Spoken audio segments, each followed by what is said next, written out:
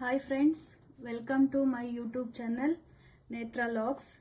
ಇವತ್ತಿನ ಸ್ಪೆಷಲ್ ಬಂದು brinjal tawa fry ಮಾಡ್ತಾ ಇದ್ದೀನಿ. ಮೊದಲಿಗೆ ಇದನ್ನ ಕಟ್ ಮಾಡ್ಕೊಳ್ಳೋಣ.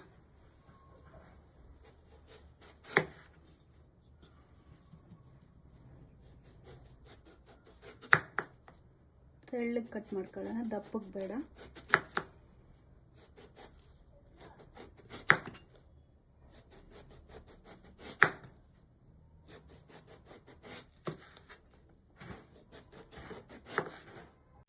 ಇಷ್ಟೊಂದು ಸೈಜ್ ಇದ್ರೆ ಸಾಕು, ಈ ಥರ ಕಟ್ ಮಾಡ್ಕೊಂಡ್ರೆ.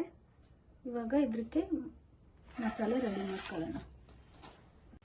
ಬದನೆಕಾಯಿ ಕಟ್ ಮಾಡಿದ್ದಾಯ್ತು. ಇವಾಗ ಅದ್ರಿಗೆ ಬೇಕಾಗಿರೋದು ಮಸಾಲೆ ಐಟಮ್.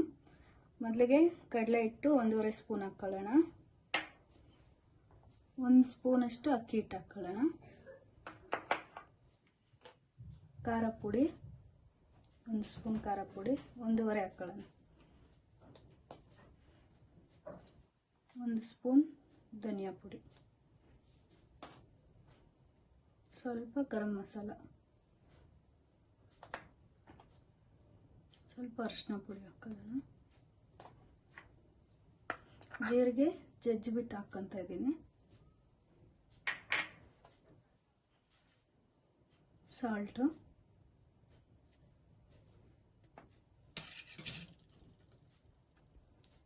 ಶುಂಠಿ ಬೆಳ್ಳುಳ್ಳಿ ಪೇಸ್ಟ್ 1 ಸ್ಪೂನು,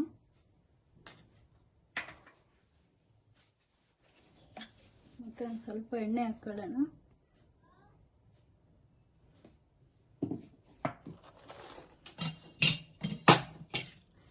ಇವಾಗ ಒಂದು ಅರ್ಧ ನಿಂಬೆ ಹಣ್ಣು ಹಾಕ್ಕೊಳ್ಳೋಣ.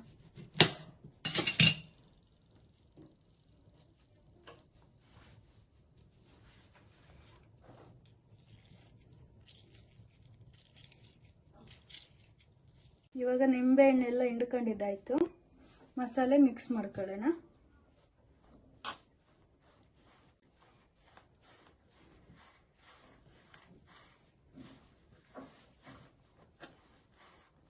ಇದೊಂದು ಸ್ವಲ್ಪ ಗಟ್ಟಿ ಆದಂಗೆ ಅನಿಸ್ತೈತೆ. ಇನ್ನೊಂದು ಸ್ವಲ್ಪ ಎಣ್ಣೆ ಹಾಕ್ಕೊಂತೀನಿ.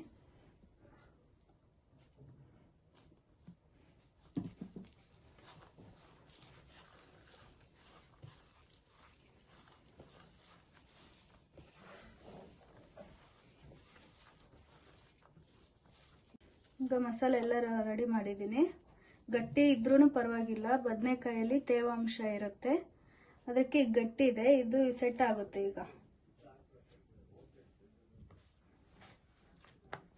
ಇವಾಗ ಮಸಾಲೆ ಎಲ್ಲ ಕಲಿಸ್ಕೊಂಡಿದ್ದೀನಿ. ಇದೊಂದು 5 ನಿಮಿಷ ನೆನೆಯಕ್ಕೆ ಬಿಟ್ಬಿಟ್ಟು ನಾವು ಈಗ ತವಾ ಇಟ್ಕೊಳ್ಳೋಣ. ತವಾ ಒಂದು ಸ್ವಲ್ಪ ಎಣ್ಣೆ ಹಾಕಿ ಕಾಯಕ್ಕೆ ಇಟ್ಕೊಳ್ಳೋಣ.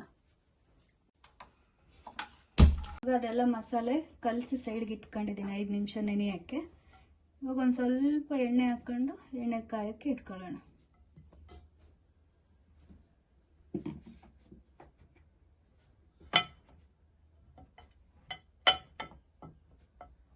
ಇವಾಗ ಎಣ್ಣೆ ಕಾದಿದೆ, ಒಂದೊಂದೇ ಎಣ್ಣೆಯಲ್ಲಿ ಬಿಟ್ಕೊಳ್ಳೋಣ.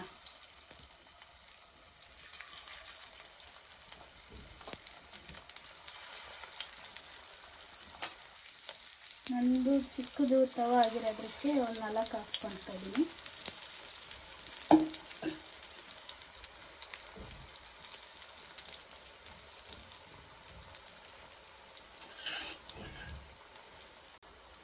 ಇವಾಗ ಅದ್ರ ಮೇಲೇ ಒಂದು ಸ್ವಲ್ಪ ಎಣ್ಣೆ ಹಚ್ಕೊಳ್ಳೋಣ.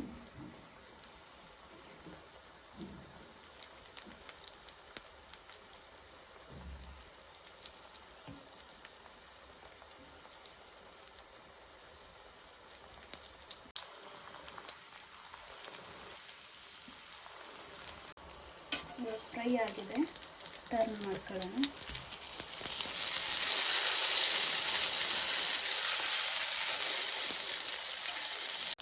ಎರಡು ಸೈಡು 5-5 ನಿಮಿಷ ಬೇಯಿಸ್ಕೋಬೇಕು. ಇವಾಗ ಈ ಸೈಡು ಒಂದು 5 ನಿಮಿಷ ಬೇಯಿ.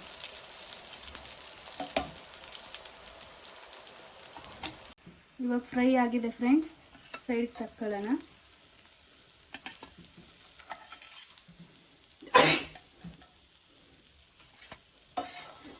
ಸೇಮ್ ಮೀನು ತಿಂದಂಗೆ ಇರುತ್ತೆ ಫ್ರೆಂಡ್ಸ್ ಇದು. ಬ್ರಿಂಜಲ್ ತವಾ ಫ್ರೈ ರೆಡಿ ಆಗಿದೆ ಫ್ರೆಂಡ್ಸ್. ಇವಾಗ ನನ್ನ ಮಗ ಟೇಸ್ಟ್ ಮಾಡಿಬಿಟ್ಟು ನಿಮ್ಗೆ ಹೇಗಿದೆ ಅಂತ ಹೇಳಿ ಹೇಳ್ತಾನೆ.